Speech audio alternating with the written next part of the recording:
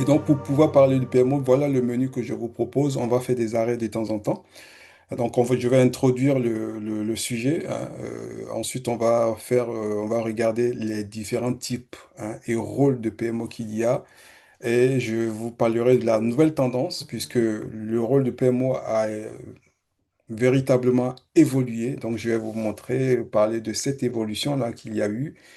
On regardera ensuite l'impact et le bénéfice des PMO. On va comparer l'ancien PMO qui continue d'exister, j'ai envie de dire malheureusement dans certaines organisations, l'ancien modèle de PMO continue d'exister. On va quand même regarder un peu une sorte de comparaison avec la nouvelle tendance qu'on donne au PMO.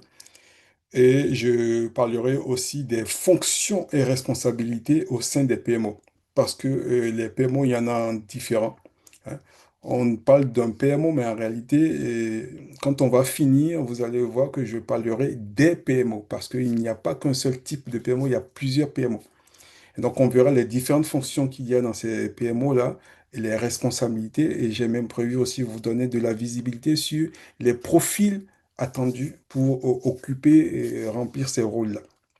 Je terminerai, bien entendu, par vous donner quelques informations sur la formation à avoir pour avoir la certification de PMO, cette certification du PMI qui s'appelle PMI CP et PMO CP.